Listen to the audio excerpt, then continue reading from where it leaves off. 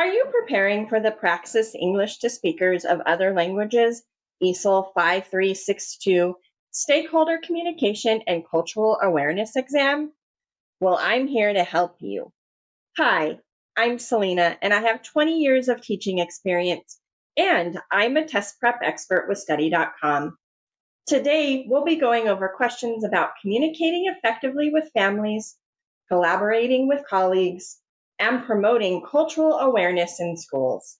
In this session, we'll focus on strategies for engaging all stakeholders, building inclusive environments, and supporting English learners through culturally responsive practices. Let's get started.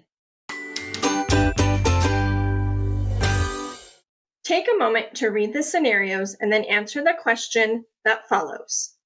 You may pause the video at this time.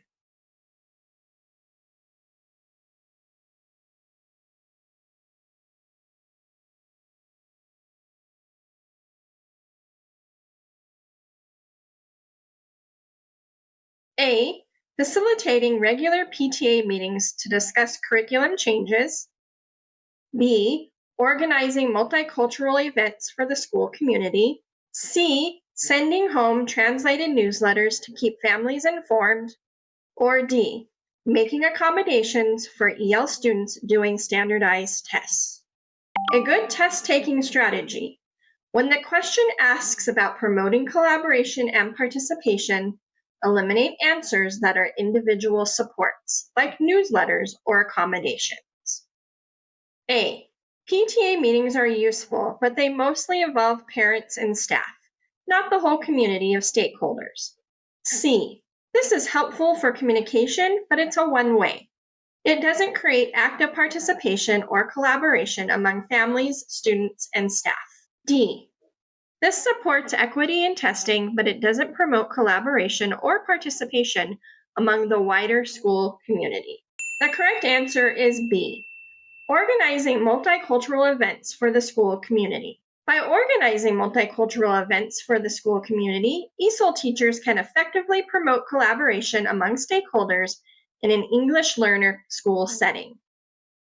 Take a minute to read the scenarios and then answer the question that follows. You may pause the video at this time to read the scenarios. Which of the following depicted scenarios demonstrates effective teamwork between school staff with respect to addressing the scholastic needs of English learners? A. Scenario 1, B. Scenario 4, C. Scenario 3, or D. Scenario 2. A good test-taking strategy. When you see a question about scholastic needs, underline the phrase. Eliminate options that focus on social, emotional, or health supports, and keep the one that directly addresses classroom learning and comprehension. B. Scenario 4. Working on a nutritional plan supports health, but it is not directly about academic needs.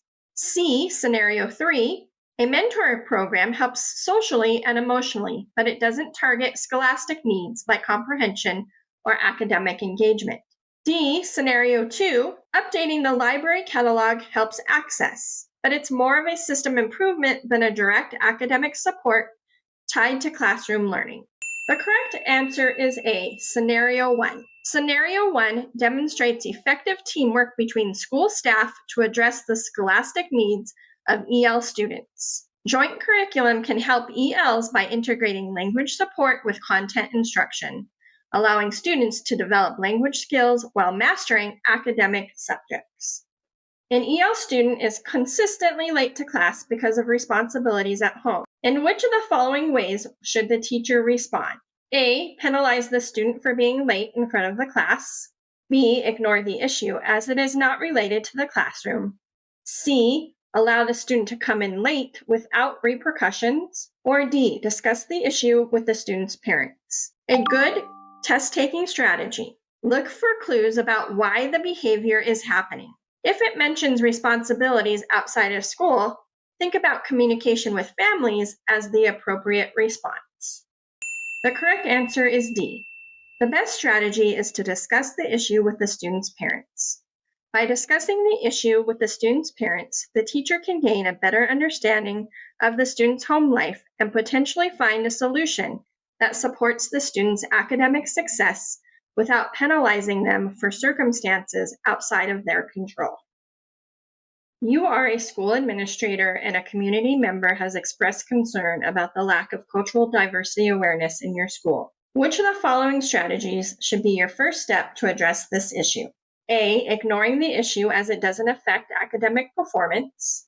B, organizing a multicultural fair for all schools in the district. C, incorporating multicultural education in the curriculum. Or D, hiring staff from diverse backgrounds for more variety. We will walk through the process of elimination. A, ignoring the issue. This avoids the problem and does nothing to improve awareness or understanding. B, organizing a multicultural fair. As this is fun and engaging, it's more of a one-time event. Hiring staff from diverse backgrounds. This is helpful for representation, but it doesn't guarantee students will learn about or understand cultural diversity. The correct answer is C. Incorporating multicultural education in the curriculum is the most effective initial step. This strategy directly addresses the concern raised by the community member and ensures that all students are exposed to and learn about different cultures. It also promotes acceptance and diverse perspectives within the classroom. Thank you for joining me on some practice questions from the Praxis ESOL 5362 Stakeholder Communication and Cultural Awareness exam, focusing on communicating, collaborating, and promoting cultural awareness. For more practice, check out our Praxis English to Speakers of Other Languages, ESOL 5362 playlist.